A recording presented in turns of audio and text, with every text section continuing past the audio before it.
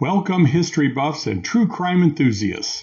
On today's episode of the Cowboy Up podcast, we have Mark Archuleta with us, and we're diving deep into the extraordinary, perplexing, and often contradictory life of Henry Starr, a man who defied easy labels. Was he a product of the rough-and-tumble Indian Territory, or was a life of crime his destiny? Starr, a Cherokee outlaw, an author, and even a recipient of a presidential pardon, lived more lives than most. We'll explore why this bank robber, who was described as the opposite of brutal, garnered respect even from lawmen. Listen in as Mark unravels the enigma of Henry Starr. Was he a gentleman bandit, or driven by injustice or greed? And in the end, does he deserve to be remembered as a folk hero or something far more complex? On today's Cowboy Up podcast.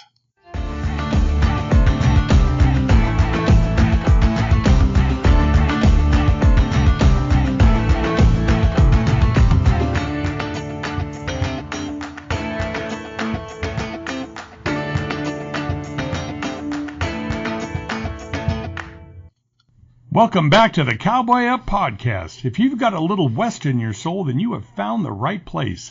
We saddle up each week and talk about everything under the western sky, from dust devils dancing on the desert plains to the grit and grace of the folks who call this rugged land home. So pull up a chair, grab a beverage, and let's dive into the stories and happenings that make the West the one-of-a-kind that it's place that it is. Your host, of course, is Russell True, and I am Stephen Clausen, and we're brought to you by the White Stallion Ranch and Cowboy Spirit Radio Productions. Well, it's summertime, Russell. You still having a good time? You still liking it? You know, I actually like summer. I'm heat resistant, and I don't fall behind every day I get up. I make small amounts of progress, and we've got this great lodge renovation project going, and we haven't done anything significant in remodeling or construction in a while, so it's reminding me how time consuming, but also how well our family works together, just throwing ideas out and finding the right one. We drive the contractors nuts because we do have no fear of changing our mind. And you don't allow them to play good cop, bad cop, and play one against the other. You both are pretty much on the same page. Yeah, no, and if we aren't, it doesn't matter. We just pick away and go. But it's really interesting. So, you know, Russell, today this is going to be pretty cool.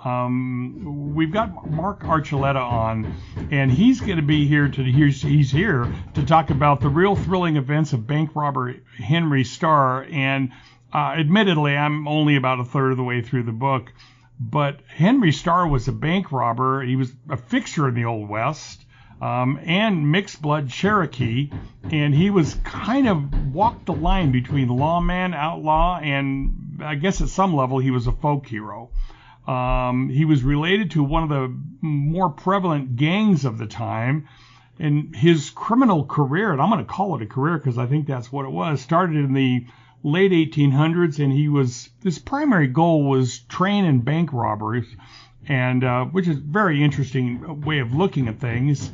And he had a very distinctive air about him, and he hated violence, especially when you compared him to some of his contemporaries. And I think in the bigger picture for me, he was more of a Tony Soprano kind of a guy, with the exception of the violence. But I'm going to let Mark talk about Mark Archuleta. I am so happy you've joined us today. Thank you.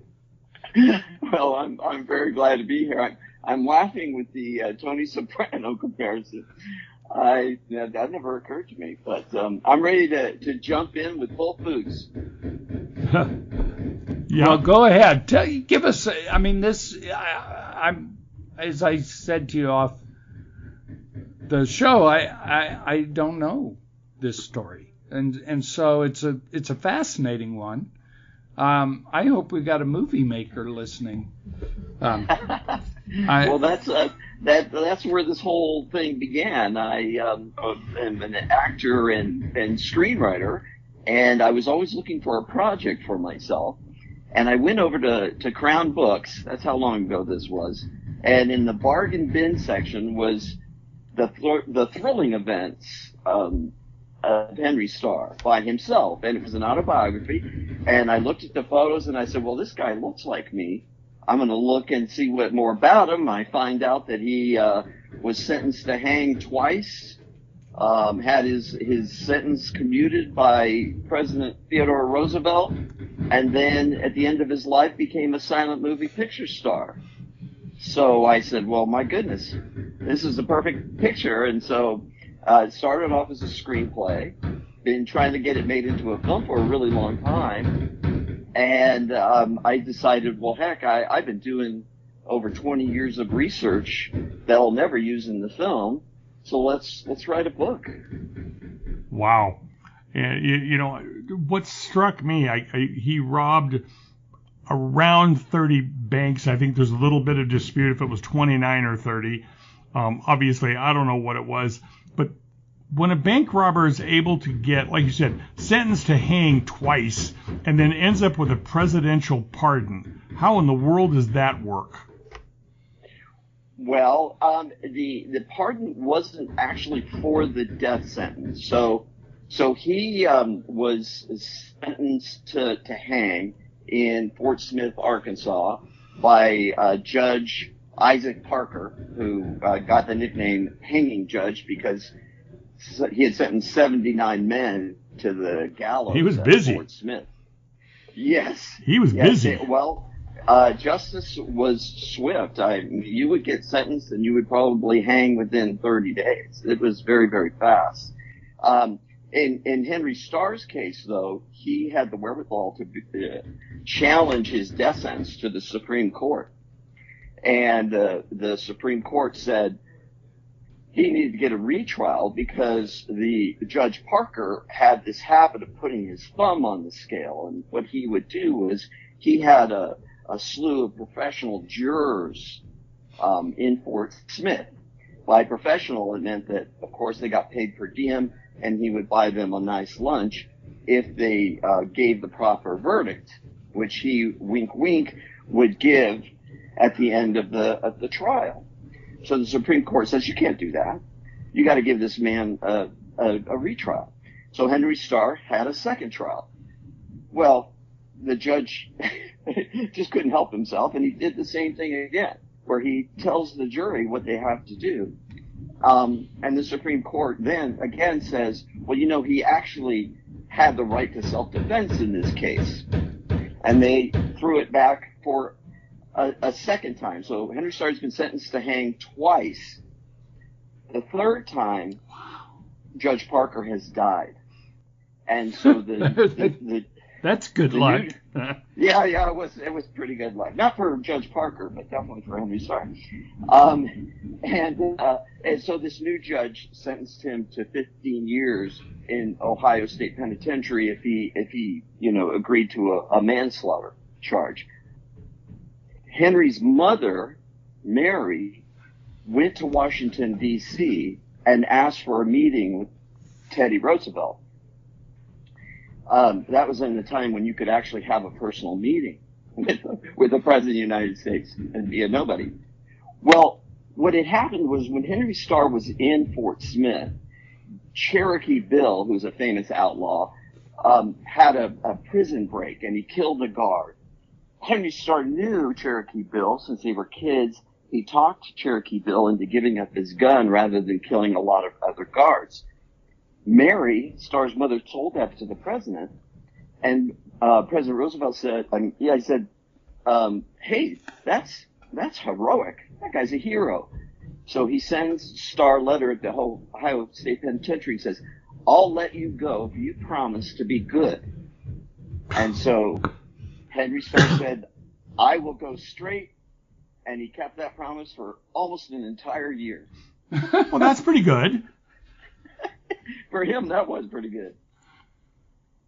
Remarkable. So, was Henry Starr a product of how he grew up, or how did he get the particular bent to end up being a bank and train robber? That's not really entry-level stuff. Well, he had a family that kind of had a history of outlawry. His uncle Tom was kind of a famous outlaw. His cousin Jim was married to Belle Starr. People sometimes think he was married to Belle Starr or was the son of Belle Starr or any of those kinds of things. It was just a cousin's wife. And she died when he was 16. No, he was a straight-laced kid growing up. His father wasn't an outlaw. They were just hardworking people. What happened was there was a very corrupt deputy marshal system at the time, and deputy marshals weren't paid like a regular salary. They were paid to deliver writs. They were paid to maybe escort criminals around. So they were incentivized to make arrests. And so what they would do is they would prey upon the poor, the people who didn't have any influence, and arrest them, and then drive them all across the state of Oklahoma to Fort Smith, and they got paid per day. Well, so Henry Starr, whose father had died, kind of really didn't have anybody looking out for him. And he was arrested falsely twice by deputies. Once he had alcohol planted on his wagon and then was arrested for bringing alcohol into the Indian Territory. And then a second time, the deputy marshals talked a man into accusing him of horse stealing. So he's a 15, 16-year-old boy. He's put in chains, and he's transferred by wagon from his home to Fort Smith. He's thrown in with the adult prison population. There wasn't such a thing as a juvenile prison population. It's a madhouse, 3 stories, cacophony, people screaming. He's attacked by a prison gang, and he fights them off with his fists. Again, he's only 15, 16 years old. And it's filthy, and it's life's, ridden beds, and basically he has to spend everything he's made, sell his saddle, the little cattle he's had to get a lawyer. So he's eventually, the guy recants on the horse stealing charge. He's let go, but by the time he gets home, he's kind of been branded a criminal, right? Just because. And he's furious. And he goes, you know what? If you're going to brand me a criminal, then I'm going to become one. And that kind of started him on his way. Wow.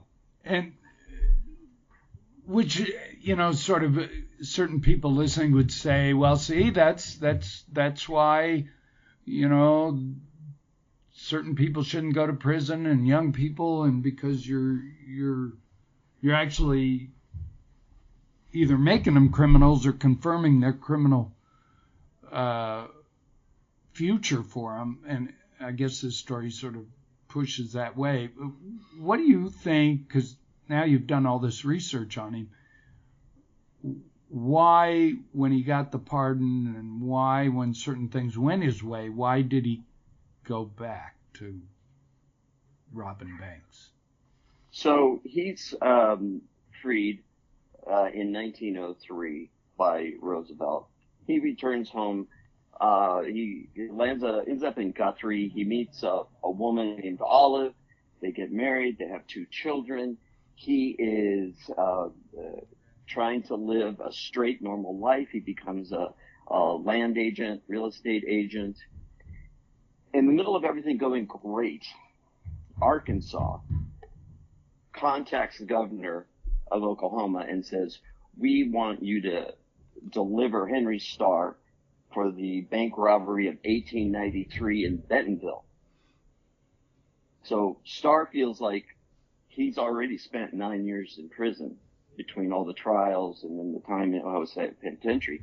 He does not want to go to Arkansas and go back to prison. And so he's awaiting the decision from the governor. A friend of his says the governor's going to grant it. And so he flees into the Osage Hills, and while he's there, he's just stewing and stewing over the injustice. And so he decides, you know what? they're never going to let me forget any of this. So he starts robbing banks again. And then he hears that the governor was not going to grant the extradition, but it's too late. He's on the road again to bank robbing. Wow. Unbelievable. So on that, we'll take a break and we'll be right back. Well, thank you, Russell. Thank you, Stephen. Thank you, Mark. Again, more stories, fun, entertainment, information on the Cowboy Up podcast. And we thank you for taking time to listen to us. Now, we are just finishing up our 5th year, our 5th season. Now, let me tell you, that's kind of a record in podcast land, but I'm very grateful to people like Russell and Alan and Lynn and Steve and others who have made this whole adventure possible. And hopefully we'll continue on, and we thank you for your support and your recommendations. And of course, we would appreciate your sponsorship, and of course, perhaps taking advantage of the sponsorship opportunity we have, and perhaps to give some support to those who do sponsor us. We are very grateful for that. Now, as we approach the 6th season, we're going to continue on, and we hope that maybe you will see that, hey, what is now happening is that the podcast is becoming one of the premier ways to communicate. And many, many people, as someone said, if the Pope needs a podcast, what's your excuse? So we would encourage you, during the time of the summer, it's rest and recreation and vacation, but just maybe as you go into the second half of the year 25, it could be that learning how to express yourself well and learning how to use the modern media, like podcasting, like video casting, like streaming. It is the wave of the future in terms of business and personal communication, and we would love the opportunity to perhaps tell you a little bit more about it. So if that's something that you and your business might be interested in knowing more about, I would be grateful to give you all the help I can. Just reach out to me at stan@witradio.net. stan@witradio.net. We have about 3 or 4 different Western podcasts that will be coming up, and that's what we hope to do, and with your help, we will do it well. And as we often say, we're going to try and save the Western way of life and maybe save Western civilization too. Take care. Back to the program.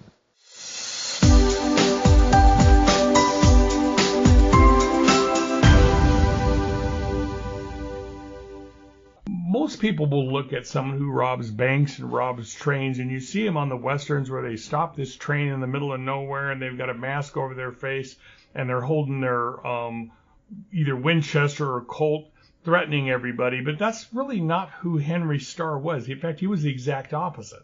Was that a moral stance? Was it good business? People didn't worry about him as much? What do you think that was? Well, he was avowed about being nonviolent.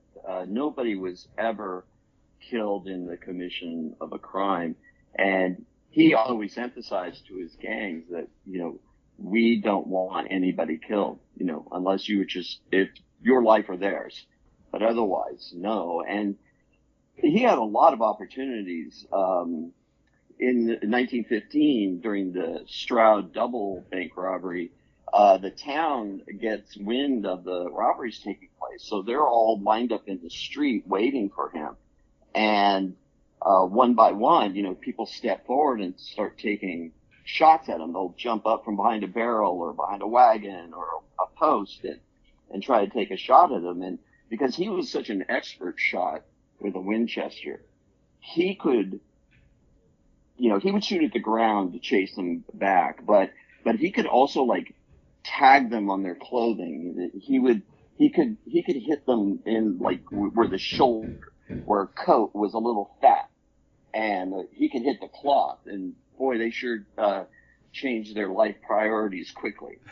But he could easily have killed lots of people and just never did it. And And the other part of that, of course, is, lawmen are going to be motivated if somebody's killed. And so it helps keep lawmen, unmotivated. And also, people hated banks. So as long as you didn't kill anyone, they were happy to continue hating the banks. He was happy to have them continue hating the banks. Well, it's funny. It's 150 years later, and I think people still, by and large, hate banks. So I do. Yeah. I definitely do. I mainly hate them because of the incredible regulation that's been imposed on them, but they inflict on us. So I guess we've done some of that to ourselves. Called on the cover of the book, right? The Gentleman Bandit, and I mean, that's more than not being violent, right? I mean, why is that name applied? Yeah, well, I have a couple of favorite stories. The craziest is also back in Stroud, and he's in the middle of robbing the Stroud National Bank, and he has his rifle right up to the head of the vice president of the bank, demanding that he open the safe. And all of a sudden, the screen door behind him slams. Everybody turns around, and there's nobody there. And they look down, and there's a 4-year-old little moppet. Big eyes, dimples, staring at him. And he's like, you gotta run along. And she's like, she digs her foot in, and because she's not leaving. And so he doesn't want to scare her. So he puts her in a chair and he gives her a handful of pennies. And he says, if you stay there and be good, I'll buy you some ice cream later. So when he makes a movie, he becomes a movie star, they recreate that scene. And there's a picture of the book with the actress and him outside the bank. Well, while they're shooting the scene, the real little girl is there watching. And she says hi to him, and he goes, I owe you an ice cream. And so he gives her $1, and her and her friends run off and get an ice cream. She comes back and gives him the money change. He goes, you didn't have to give me the change. Wow. There are other instances. Well, I was going to say, you said you had 2 stories. Oh, well, there's a couple, but one was when the last bank he robs in Harrison, Arkansas, and there's one of the clerks has her hands in the air and she's just quaking with fear, and he goes up to her and he says, it's okay, put your hands down, nothing bad's going to happen. He gets her a stool and says, you just sit right there, like he was worried that she was so scared. And then there's another story where this was in Kearney, Oklahoma, and there was this man that they call a 5x5 man, which meant that he was 5 feet tall and 5 feet wide. And he had the unfortunate name of Stump.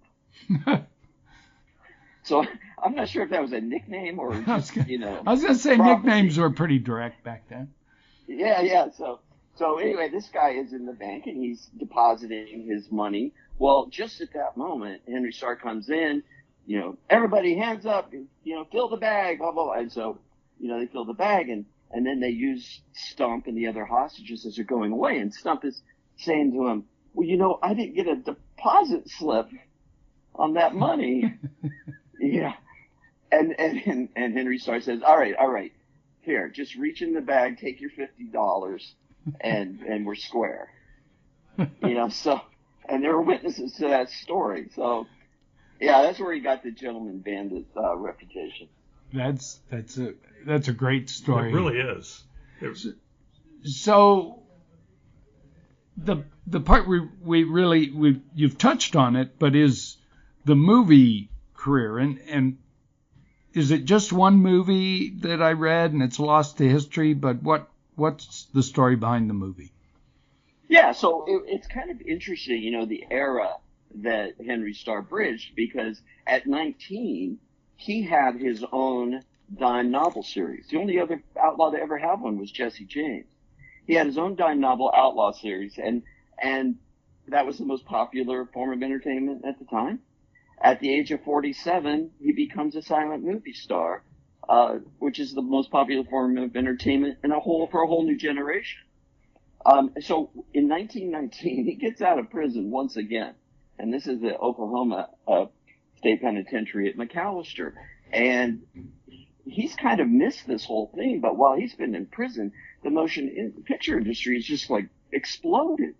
So when he comes out, he's mobbed by producers that say, "We want to tell your life story, and you will play it yourself." And he's like, "Okay." So he set him up in Tulsa, and he made this motion picture of his life, and he goes back to the same towns like Stroud, and he recreates the bank robbery in Stroud, except this time everybody loves him. All the townspeople want to be in the movie.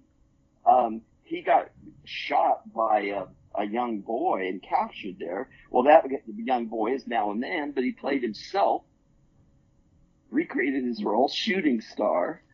So he makes, he does make this motion picture, and he tours around, and people tell him, they say, "Hey, you could be a big star. You could go to Hollywood." And so he goes, "Well, then I got to make another picture." Right? And so he goes around and he's trying to raise financing to fund his next picture, but he's having trouble getting the money. And he thinks, "Well, I've always known where to find money. Maybe I'll just rob one last bank." Wow. Well, that Capone always said he robs banks because that's where the money is. That's right. So I don't think that's too far away, is it? Yeah, that's where the money is. Yeah, well, it's also where people have guns, and Well, yeah, exactly. And now he kept getting arrested and being sent to prison. He always returned to a life of crime. Was he just a slow learner, or what was compelling him to continue to repeat the same behavior with the same result? Well, there were different circumstances. I mentioned that when he had tried to go straight in Guthrie, Arkansas was trying to extradite him. So he, got mad and fled and went back to bank robbery. In 1913, he writes his autobiography. The Colorado State Prison frees him, but they put some conditions on it. He's not allowed to leave the state of Colorado. And he can't change his name. So he moves to this little town of Holly. He opens a cafe. Somebody helps him with the money to start a cafe. But what happens is that everybody goes, "Oh, that's that bank robber. Don't go there. He's scary. He's dangerous." And so the cafe failed. He says to Colorado, can I move somewhere else? He really wants to go back to Oklahoma, so he has family support. He's living in the middle of nowhere with no support. They go, "Okay, you can go to Wyoming, but again, you got to keep your name." Well, that didn't help him. He tries to work on a railroad. He tries to sell furniture. But whenever they figure out who he is, nobody wants to do any business with him. Right? So then he breaks his parole. He goes back to Oklahoma, and, he does sell his book, but it's not quite enough to make a living on. And so he resorts to going to bank robbery again. Wow. And so a lot of, the movie's lost. I'm reading your stuff. The movie's lost, right? So, but a lot of what you've put together is interviews, people who worked with him in terms of the movie stuff. Do I have that part right? Yeah. So there have been a couple of books written about Henry Starr, but this is the first one that really focuses on the motion picture element of his career and kind of the prism that the motion picture put on his real life when you make it cinematic. And you can piece a lot of it together based on like the lobby cards, newspaper interviews, posters, and also a rare press kit that I was able to find. And you can see on how they were trying to market him. Right. There was a lot of opposition to his film too, like from the Women's Christian Temperance Union and other censorship organizations that wanted to shut him down. And so a lot of the problem that came with the film was that he couldn't play the larger venues. So they basically had to carry their film reels from town to town. So he, kind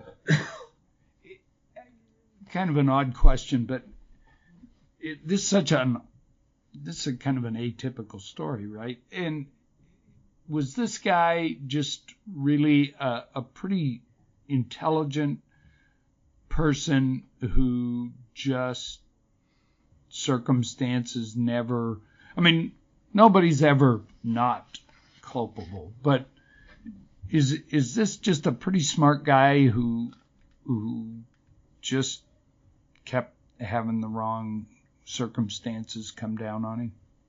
Yeah, I think that's a big part of it. I mean, you know, his father died when he was 11 years old, so he had to quit school, and he had to help his mother continue with their timber business and their farming. So it was his greatest regret that he wasn't able to continue going to school. So he's an autodidact. When he's in prison, he just reads voraciously. It said that he passed the bar in Colorado, but he never did anything with it if he did. But people always remarked about him that he had such keen intelligence. And that always won people over, from lawmen to regular people. The only people who didn't like him were those who had never met him. And he immediately won people over because of his just authenticity and that he was so smart. He could talk about anything, especially history. Well, you've got his picture on this cover, and you just get the impression of an intense, intelligent guy. Yeah. That's his glamour photo for the film. Well, it works. Now, Yeah. he robbed 30 banks, they say. Now, his final bank robbery, was that just him? Because I think it's probably, from what I've read, 30 is the record for number of banks being robbed. Now, I don't know whether that's true or not. I mean, none of us do. But he was going to go fund the movie. Yeah, right? exactly. That's what I'm wondering. Was he seeking a record, a grand finale, trying to fund a movie, one final score? What was that final robbery all about, or were you able to determine? Well, yeah. I mean, so he was always fighting to honor his promises to go straight. Because to his wife and to his son and to his people. And he just, circumstances forced him into robbing banks. Now keep in mind, he also had a dang good time robbing banks, and he was good at it. And it was a heck of a lot of fun. It was a skill. Right. I mean, he just was so good at it. He loved the science behind it. He loved studying it. He loved all of that. But, so he was a bit of an adrenaline junkie, honestly. And so when he went straight, he still had that desire, that adrenaline junkie needed to be filled. So he turned to gambling. So he loved playing poker. He loved gambling. That gave him the juice, to keep the bank robbing at bay. Well, unfortunately, he wasn't quite as good a gambler as he was a bank robber. And he fell into bad debt. And he even mortgaged his second wife's allotment. She was Cherokee as well. So he was facing tremendous financial pressures, along with trying to raise financing for a film that might be able to launch him into a whole new direction. So it wasn't about any records or anything, although on his deathbed, he told the doctor, "I want people to know I've robbed more banks than any man in America." That was important to him. Yeah, it was a source of pride for him. Yeah, definitely. So, you're an Emmy award-winning screenwriter. I read a lot of books on Old West. I mean, there's a lot of interesting stories, obviously, and in America. But this is such an interesting thing. I mean, you've got Billy the Kid is one of the biggest Western icons, lack of a better term. You could say the same for for Jesse James, and we like our outlaws, especially if they have kind of an interesting story, And then you've got this guy who may or may not have robbed more banks, Butch Cassidy and Sundance Kid. They get their own movie. This guy is, you're an expert. He's intelligent. He's a Cherokee Indian. He might have passed the bar in Colorado. He gets killed robbing a bank because he wants to make another movie, and he wants to expose government injustice. Isn't that part of it?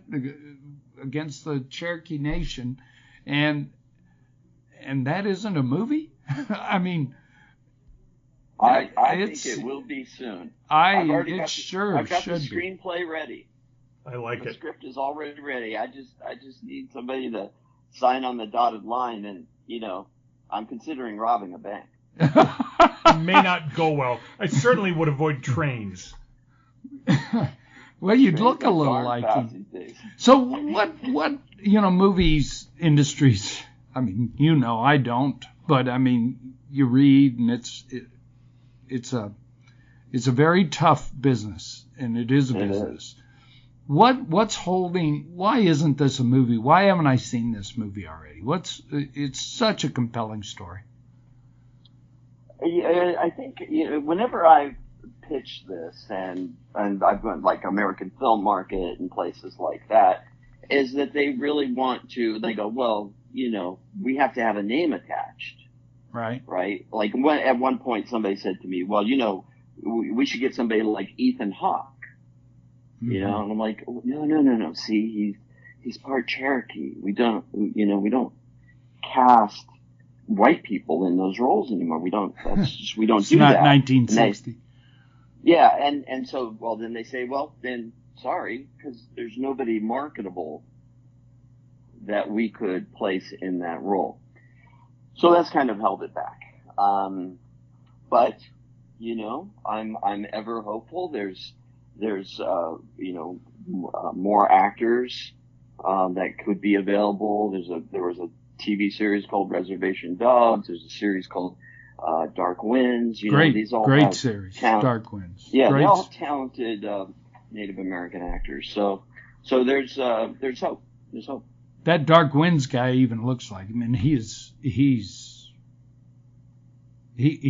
should get even more attention. I think he's gotten some, but great show, great actor. So I've got one final question.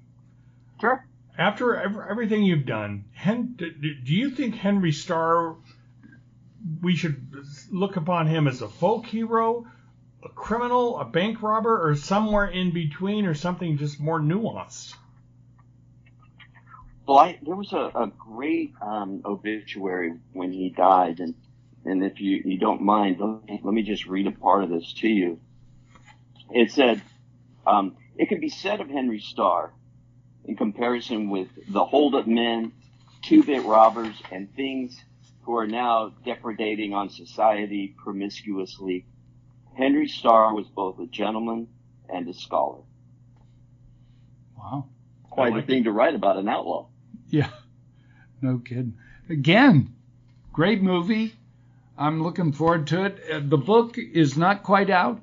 Is that true? It is available. You can get it on Amazon, Barnes & Noble, Texas A&M website. You can find the links on my website, which is henrystarbook.com. You'll see some additional photos. There's some amazing, never before seen photos in the book. So it's really great. henrystarbook.com, and of course everywhere else, including, you said, Texas A&M. Texas A&M, that's you can buy it there. IndieBound, and of course Amazon and Barnes and Noble. Yeah, they don't need too much of a plug, I guess, anymore. And there's small up and coming companies. Yeah, I read about them somewhere. I don't know. So, Mark Archuleta and Henry Starr. It's just a great story. We've gone way over. Thank you very much for taking the time, and we look forward to the movie when your screenplay hits the screen. Very enjoyable, Mark. Thank you. Thank you, guys. Really appreciate it. Thanks. Enjoyable meeting you. Thank you. You bet. Bye. Bye.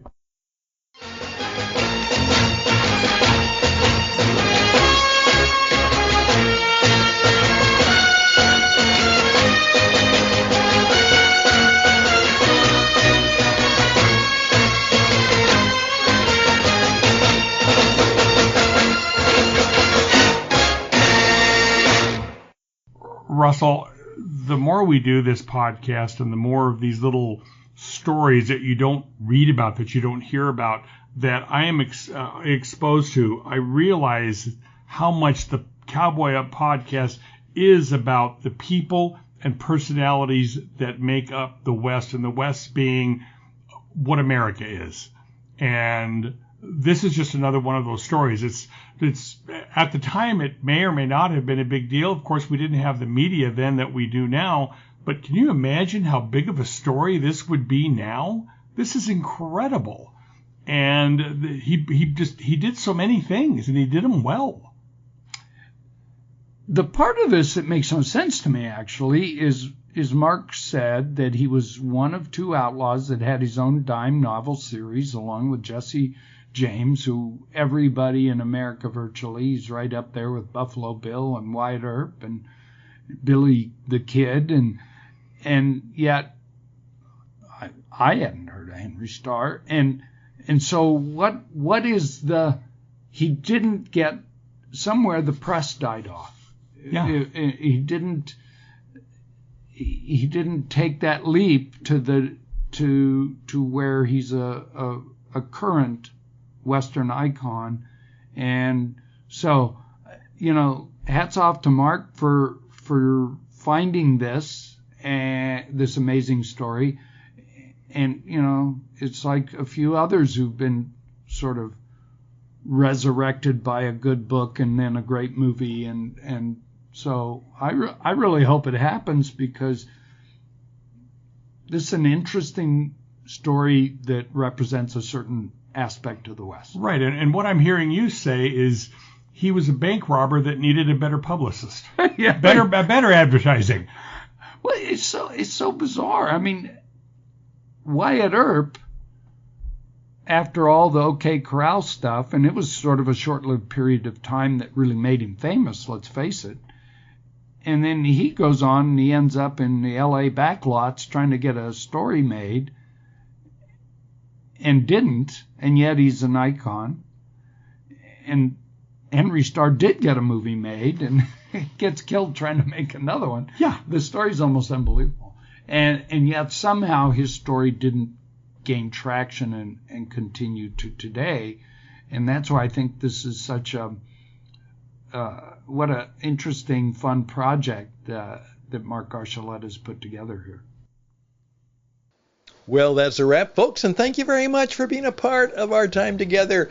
And we here in the United States, this is a special week as we go into the obviously midsummer, but it is the 4th of July, Independence Day celebration.